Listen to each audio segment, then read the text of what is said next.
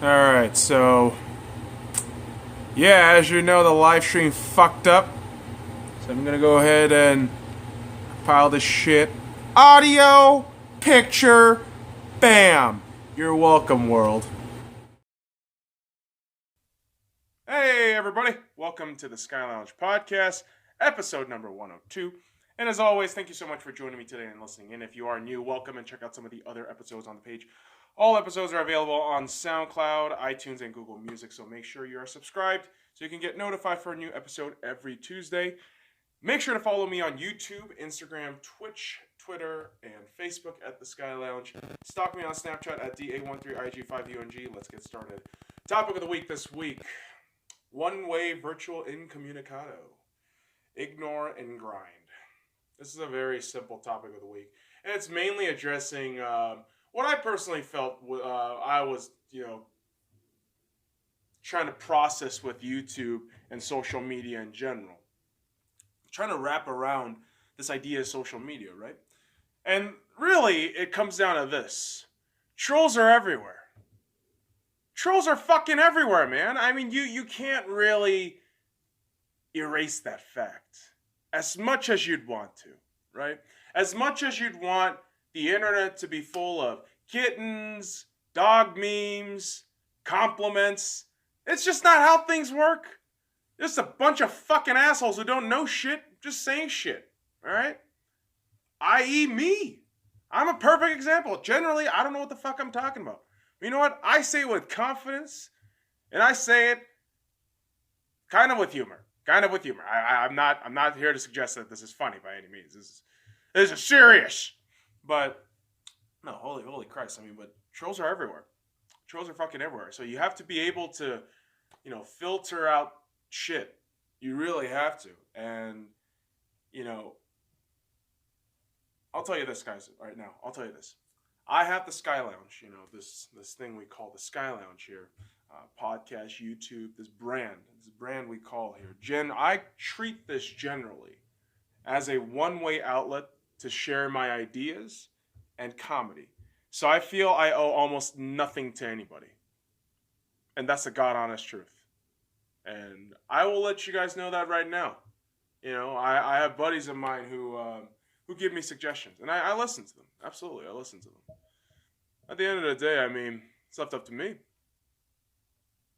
Everything's down to what you want to do, right? And so, this is the thing. If you start listening to every, Joe and Jane out there, it's not going to work. It's not. It's really not, man. I mean, this is the thing. I think it was a very famous head coach in football. I don't know who it was. They said, if you're a coach and you start listening to the fans in the bleachers, you are going to be in the bleachers. All right? Because, yes, we don't know if what we're doing right now, unless there is a quote-unquote blueprint of a success route, and even then, it's not even a guarantee, right? I mean, you can follow the prototypical steps of success in whatever industry. You could be a lawyer, doctor, whatever. You can follow the same fucking protocol, 8 years of school, yada, yada, yada, but you can still fail, right? So despite all of this shit, again, I feel like it's left up to you to do whatever you need to do, right? If you listen to every fucking Joe and Jane out there, again, the general public, if you just listen to the general public, you're not going to get anything done.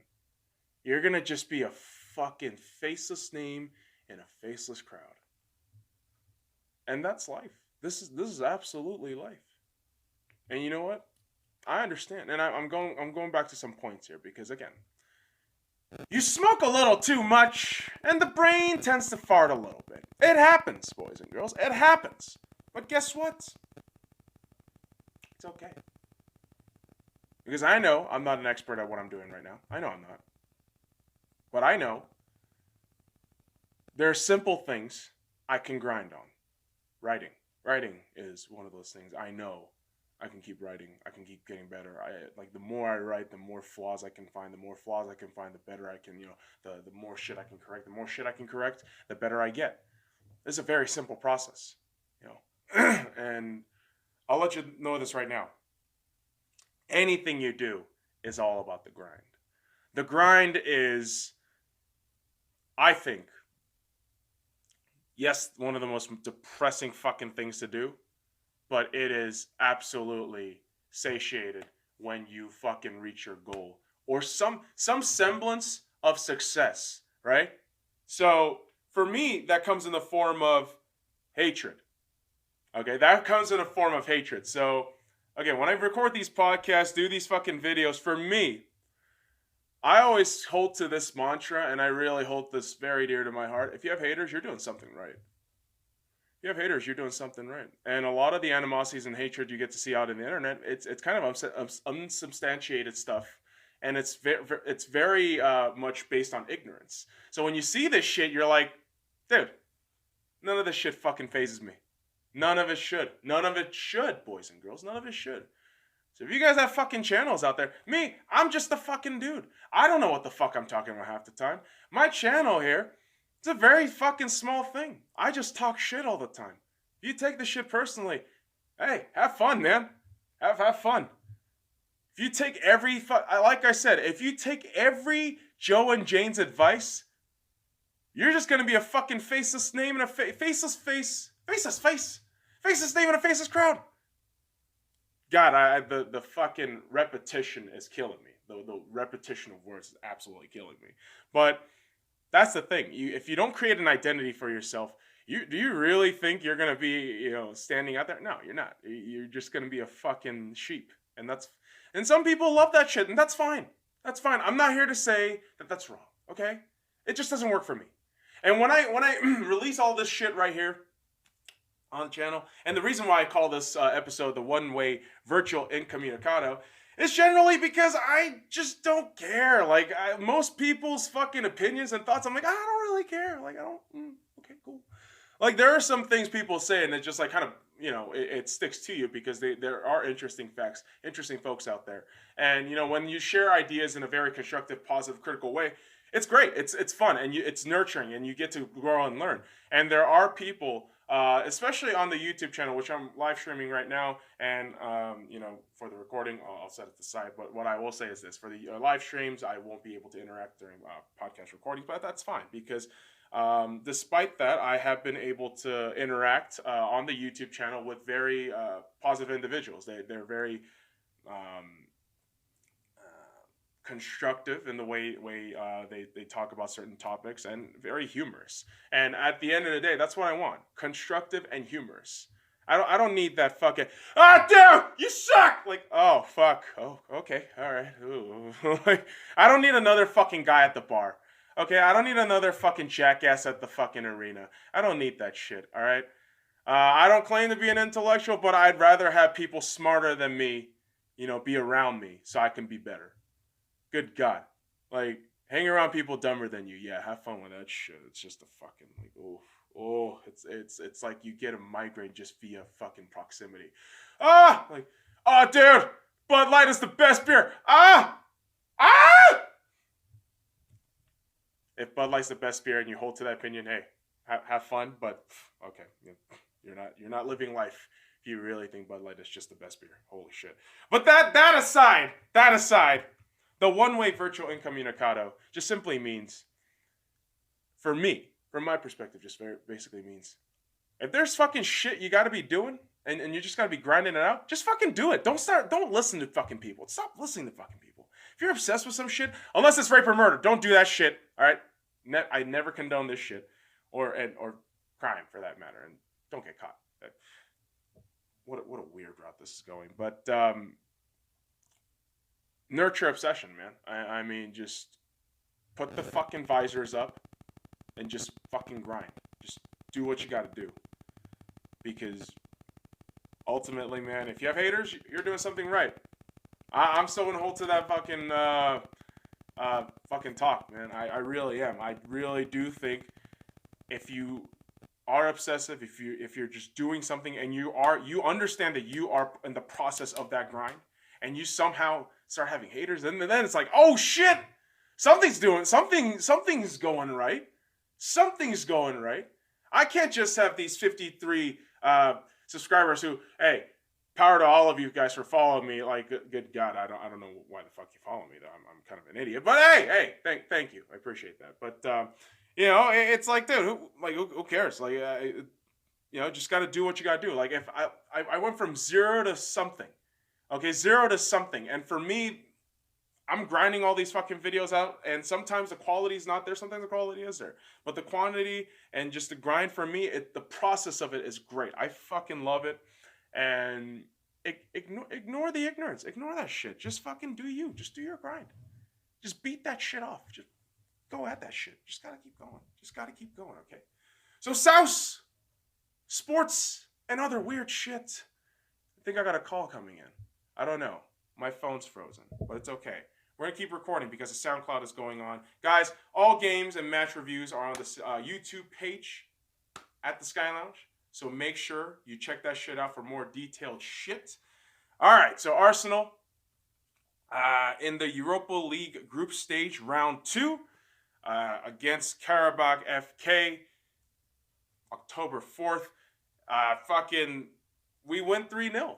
We win 3-0, and I'm trying to figure out what the fuck is going on with this camera here for the fucking YouTube. And I think it's died, but it's okay, because you know what didn't die? Arsenal. Arsenal did what they had to do, and Arsenal, at the end of the day, won the match. So fucking Karabakh FK win 3-0 over there. So everyone popping cherries this match, man. Everybody in the Arsenal squad was popping cherries this match. Socrates Papadopoulos, I can't even pronounce that fucking name, scores in the 4th minute of the match. Emile Smith-Rowe, 53rd minute of the match. Guendouzi, 79th minute of the match. And I gotta tell you, boys and girls, I was very excited. I was excited at the fact that, yes, our young Bucks were scoring, and this was their first goal, especially Emile Smith-Rowe. I was so happy for Emile Smith-Rowe. I believe he's 18 or 17 years old right now. Born in 2000, the first 2000-born Arsenal player ever to score a goal at this point, I think. Ever, maybe. What a weird way to say it. But Guendouzi is a good surprise for me, for him to get that goal in there. And you know what? I love the fact that this momentum of winning games consistently with Bernd Leno at the back helm carried forth in the Premier League. I was pleasantly surprised and absolutely impressed. Even though they were lower rated sides, lower tiered sides, it's okay. Because to be quite frank, I think this whole Arsenal squad, it's pretty great. I'm thinking it's pretty great right now. Because during the Fulham match at Fulham on October 7th, goals were scored. When Arsenal gets a win 5-1, and all the goals were scored by 3 individuals. 3 fucking individuals. Lacazette, Ramsey, and Aubameyang. Let's talk about these goals. From me, the first half was kind of curious because Arsenal felt like I felt like Arsenal was pressing, asking all the questions, but it's Fulham. Never discount Fulham. All right. And in the 29th minute, Lacazette gets a goal. Andre Schürrle follows up in the 44th minute with the goal as well. And right into the second half, what happens? Alexandre Lacazette, 49th minute, gets a goal in there. And we sub in the boys Aubameyang in the 62nd minute, Ramsey in the 67th minute. Aaron Ramsey scores in the 67th minute, Aubameyang in the 79th, and the 90th minute, 1 minute at the stoppage time. And, oh my God, So I wasn't able to watch this match per se, but you know what? 9 wins in a row in all competitions and back-to-back fourth. And you know what? Not back-to-back. Back-to-back. So 9 wins in a row and back to 4th place in the league. We're back home. And you know what? I will take that because next week we're going back on the international break. No football for a while, which is a bummer. And you know what? We will be back October 22nd for football. Seriously, we're going to be that long? It's okay. Other news in football. Ballon d'Or nominees have been announced. A 30-man short list A lot of people are complaining about Karim Benzema, but you have to realize that what he was able to do in clutch moments, taking into consideration the Champions League Cup final against Liverpool just over the summer. So we'll see how this shit goes. We're going to figure shit out. And speaking of figuring shit out, let's talk about my Seahawks. All right, let's talk about them. Week number 5 versus the LA Rams. Now, we talked about the LA Rams. Talked about how I feel they are still I feel personally they still are the most overrated team in the NFL. October 7th. The Seahawks lose 33-31. A lot of scoring going on. Davis with the rush early on, and then Gurley answering back in the first quarter. Santos with the field goal, but Tyler Lockett with the 39-yarder because he can. But Kupp, gets a touchdown, but he's also concussed. Yikes. And also Janikowski ends the quarter and the half with the 51-yarder because, of course, it's Janikowski. He makes 45 yarders and up. And 2 interceptions for discount Ryan Gosling in the first half. Of course, why the fuck wouldn't he get the fucking 2 interceptions? Third quarter, it was the gimme more quarter because fucking David Moore, 2 touchdowns, and sandwiched in between that a Gurley touchdown, which was frustrating beyond all belief. And in the fourth quarter, Gurley and Santos just kill us because our defense had no solution for Gurley. And this was a concern I said in the review, and again, the review has been getting a lot of flack, and I'm loving it right now. But the good news, we'll take some good news out of this. We have back on 100+ yard rushers for the first time since 2013. That's nice. That's actually a really nice stat to see. And despite the 2-3, offensively we look better. Schottenheimer's looking like he's worked this offense out, all the kinks of it out at least. And shout out to Chris Carson, 116 yards on 19 carries. Mike Davis, 68 yards and 12 carries, 1 rushing touchdown. Let's talk about quarterbacks. Discount Ryan Gosling, 71.9% on 23 made throws on 32 attempts, 321 yards, 1 TD, 2 interceptions. Get off his dick, you cocksuckers. I still don't really rate him. That's just me personally. And this is just coming off of emotions and shit. And a division rival. I don't really want to rate a division rival either. And I still don't hold to the fact that he's all that great. And you have Russell Wilson, who had a phenomenal game. He had a phenomenal game. 61.9% on throws. I believe he had over 20+ attempts on throws, if I'm not mistaken. 198 yards, 3 touchdowns, 0 interceptions. Great performance by Russ, and 130+ in the quarterback rating. It was unbelievable. Offensively, we were great. Defensively, could have been wanting more. Those interceptions are nice, but we need to be able to stop in the red zone, man. I mean, it's difficult enough as it is. Yes, it's a difficult task with Gurley. We just had no solution for Gurley. It was difficult. And next week, speaking of difficult, week number 6, we will be going to London at Wembley against the Oakland Raiders. Fucking Christ. And in the NFL, there were other storylines, of course, going on in the NFL this week, but 3 big ones were going on. Patrick Mahomes II threw his first 2 interceptions against the Jaguars, but still managed to win. I mean, holy hell, man. I mean, this kid, he's pretty fantastic. The Browns win their first Sunday game since December 2015. Congratulations, but Jesus fucking Christ. What do your fans have to go through? And man, it's a bummer because, we would assume that everybody would be thrilled, but optimism aside, there is still a sense of dread over there in Cleveland, which is kind of sad just because, man, you get these wins after years and it's just, oof, it's a bummer, man. It's a fucking bummer. But, hey, they get the win, so that's great. So those 2 news were pretty big. And you know what? I'll tell you this. Drew Brees. Monday Night Football against the Washington Redskins in New Orleans. Drew Brees surpassed both Peyton Manning and Brett Favre for most yards thrown. 72,103 passing yards. Jesus Christ. He broke the record on a 62-yard touchdown pass too. That spoke to really the greatness of Drew Brees, right?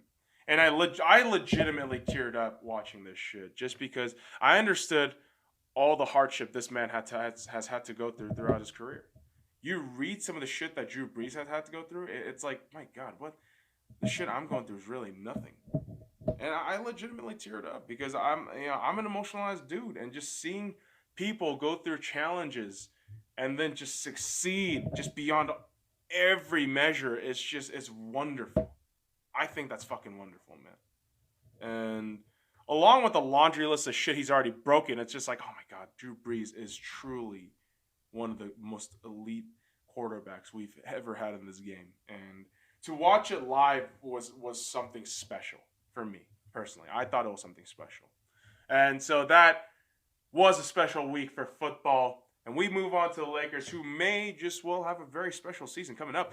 LeBron James, the LeBron watch at the Sky Lounge.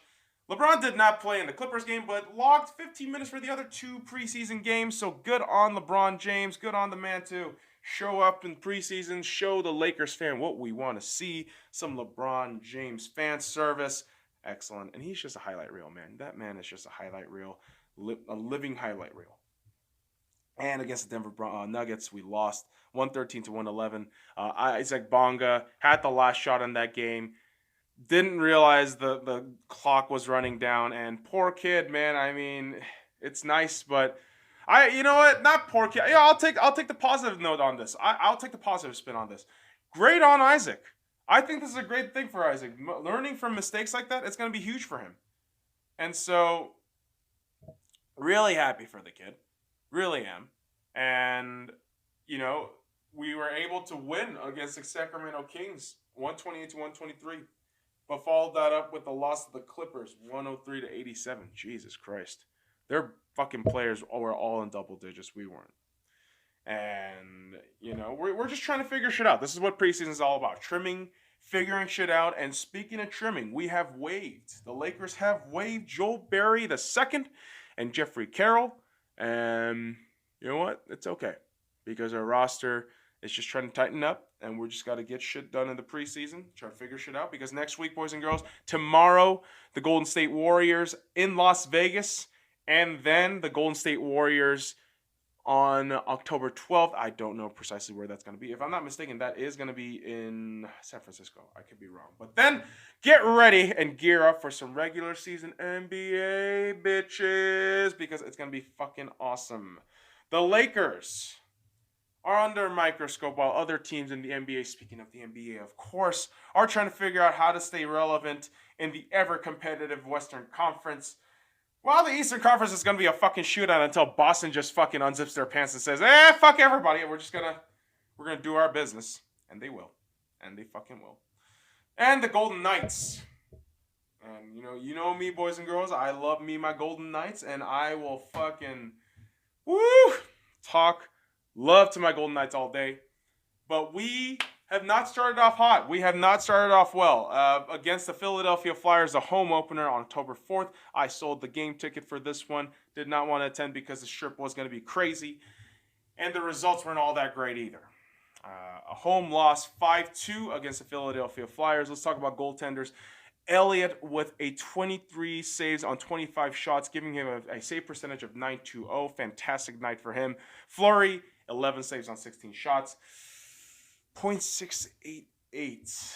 Oof, it was rough. Then Malcolm Subban came in, subbed in around the midway point of the second period, and Subban was able to save all 9 saves on all 9 shots.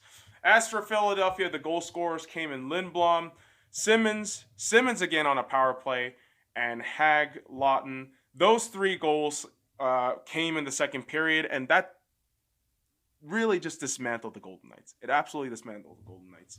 And for me, I think really the crazy part was Marchessault and Bellemare getting the goals, because Marchessault got the first goal, and Vegas got under this false sense of security that we were going to just automatically win the game. That's not how hockey works. That's not how any team sports works. You have to work. You have to grind at it. This is the part of sports that we have to understand. and life that we have to understand. We have to grind. We have to absolutely grind. And the first goal in the first period, and then the third goal as the only goal scored in the third period. So 3 stars come down to Simmons at the 1 star, Marshall at the 2 star. The 3 star was Elliott. I know I'm going backwards. I don't really care because it was a loss. But at least the start of the road trip started really well at the Minnesota Wild with the shootout win 2-1 October 6th.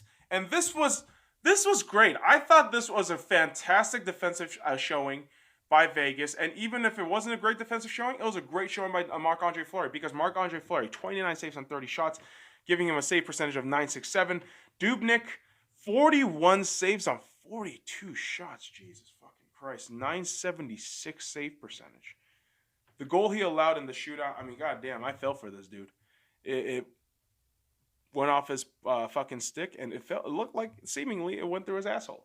So good shit. And there were only 2 goal scorers in regulation for either Vegas or Minnesota. And for Minnesota, that came in the first period in Dumba. And that was a mean slap shot, wide open. And for us, it came in the last minute and 32nd of the third period. 6-man offensive players all on ice. And Max Pacioretty from Stasny with a clean draw. A pass to William Karlsson, a pass to fucking Marchessault, and Marchessault just fucking gives that up to Pacioretty. Pacioretty, bam. Scores a game-tying goal, and Haula in the fucking shootout winning goal. So Dumba with the 3-star, Fleury with the 2-star, Dubnyk with the 1-star. I do not disagree with any of this. Dumba was fantastic. He was shutting down offense, no problem. This guy on defense is stellar. Dubnyk was awesome. I think Dubnyk was having a fucking career day. 41 saves on 42 shots. Hopefully Minnesota gets something done, man. I mean, it's a bummer to see them just consistently lose like that and shit. Now, I got a lot of flack last night for posting the Buffalo Sabres review video because we lost 4-2 October 8th. And I won't lie to you. I still hold to the fact that the power play that Jack Eichel got was a bit of a pussy move on him. It really was. But let's talk about this game. Marc-Andre Fleury with 13 saves on 17 shots. 7.65. This has not been a hot start for Marc-Andre Fleury. We're hoping that against the Washington Capitals, he can find his ground. But it is proving to be a bit of a difficult start for Marc-Andre Fleury here. And, of course, Hutton, 35 saves on 37 shots. Another fantastic outing for a goaltender against the Vegas Golden Knights with a save percentage of .946. And goal scorers for Vegas came for Erik Haula and Jonathan Marchessault. Erik Haula with the goal in the second period, right after the 2 Jack Eichel goals, and Jonathan Marchessault with a lone goal in the third period. And we'll talk about the third period in a little bit here. And Buffalo, with Jack Eichel on the power play in the first period, Eichel, Scandella, Pominville, all in the second period.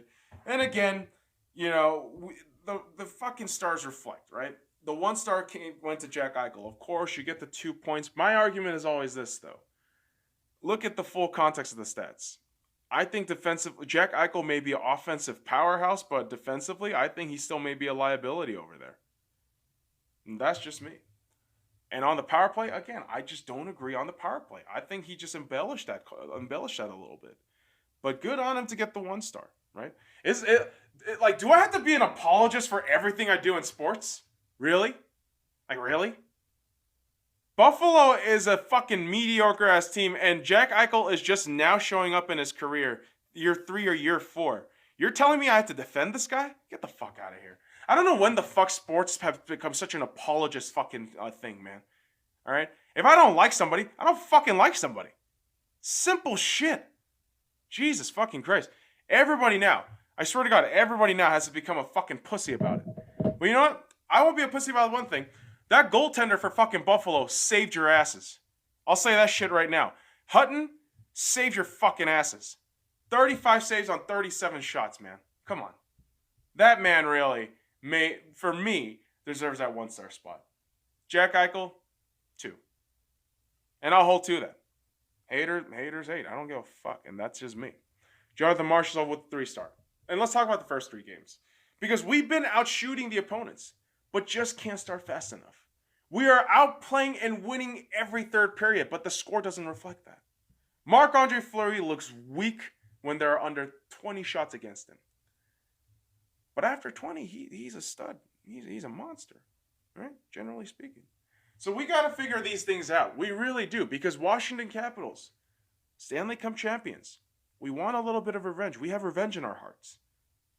And do it as a birthday present, guys, because next week, October 10th, tomorrow, the Vegas Golden Knights will be at Washington. And my only birthday wish is this. I want the Vegas Golden Knights to fucking win. And this is the thing, boys and girls. The very day after, Pittsburgh Penguins in Pittsburgh. And then the fucking Philadelphia Flyers 2 days later at Philadelphia. And that'll conclude our road trip game. And I will be on my flight to Dallas during the Philadelphia Flyers game. So it's a bit of a bummer that I can't really watch the game. But hey, it is what it is. So it's okay.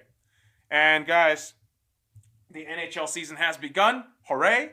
And of course, the butthurt and the morons will be out on all fronts. Yours sincerely included, of course, right? I mean, I have to be. I'm such a cunt about everything. So, hey, here we go. And the Dodgers, woo! Bye-bye, Braves. And on to the NLCS. National League Championship Series. Los Angeles Dodgers versus Milwaukee Brewers in a Game 7 series. A 7-game series, I'm sorry. Dodgers, you know what you need to do. It's World Series or bust. Simply put. World Series or bust, boys and girls. So Dodgers, let's go. Let's not shit the beds. Let's get to it. So remember, guys, all weekly writing is on the links in the description below. Check that shit out. Weekly writing number 38, comedy. It only takes brunch.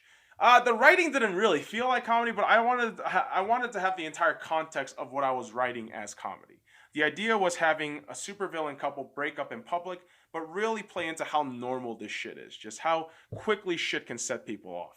And it's a typical couple argument. You just start from small shit into just breakups. This is how shit happens. And weekly film number 38.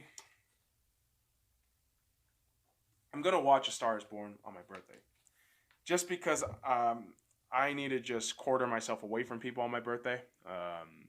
I just don't like hanging out with anybody on my birthday. That's just my cardinal rule for me, except my parents. Well, just my mom now. Seriously, people get absolutely unbearable during birthdays, so I just hang out with my mom. That's just me. I watched Silverado.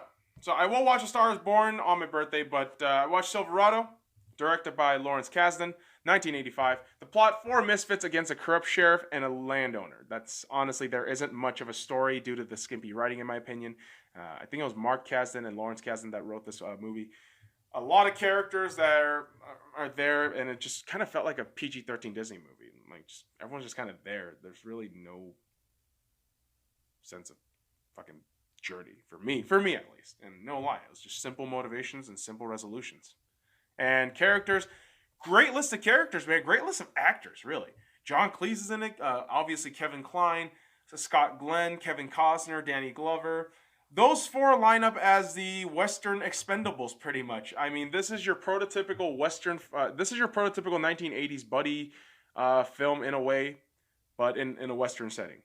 Cool characters, but absolutely no depth behind them. And visually, I thought this was a fucking great film. John Bailey, I believe he was a director of cinematography or photography, however they may refer it to, does a really great job of making this a visually captivating film. So every landscape shot or the shot of a town and, the wide shots or the zoom outs, they look really great because they're trying to mimic a lot of those old school spaghetti westerns like the Sergio Leone stuff. And, add to it Bruce Broughton for music, man. He made this soundtrack fantastic. The Western frontier, just all the and this got nominated for Best Original Soundtrack and Best Sound Design, and for good reasons, because sound design and soundtrack were fantastic. It was such a fun ride. And funny enough, I wasn't satisfied with this movie. And I decided to start the Man with No Name trilogy, or the Dollar trilogy for some. A Fistful of Dollars for a Few Dollars More, and The Good, the Bad, and the Ugly. And it's so fucking good. I just finished watching A Fistful of Dollars for the first time. I fucking love that movie now. It like Clint Eastwood is awesome. But when we're talking about this movie, Silverado, let's give it a review rating. I will give this a 6.5 out of 10. Silverado is a very simple, run-of-the-mill heroes versus villains story, but it's filled to the brim with fantastic set design, shots, and music. So it does have its saving graces, but generally, I really wouldn't watch it again. Malibu Nights, album of the week by Lonnie.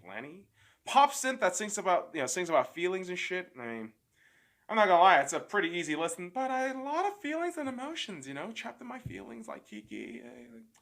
Okay, stop, motherfucker. I gotta stop that shit. But make sure you give it a listen. It's on Spotify right now. I personally enjoyed it. I like these musics where I like listening to new shit, and I like to hear, things I never listened to, and just finding some semblance of me liking them. And let's talk about things that I do, like Bleach. I've been binging on Bleach, and I have to say, it is some good shit, man. I also have all the manga downloaded, and I am ready to fucking read. And I actually purposefully downloaded all the manga onto my tablet just for the fucking purpose of this Dallas trip, because I know I'm going to get bored. I know I'm going to need to do something, and I know Wi-Fi is going to suck dick everywhere I go. And speaking of sucking dick, my phone cracked. Yeah, my Galaxy S7. Yeah, the phone's finally cracked. The phone now looks like every basic bitch's phone in the fucking world. Cracked in the front and cracked in the back. Whore! And it's okay, because the Pixel 3, funny enough, was announced today. I'm curious to start researching more phones in the upcoming weeks. So hopefully a new phone, but at the same time, I bought so many fucking cases for this phone, so I kind of hesitant to buy a new one. But we'll have to see.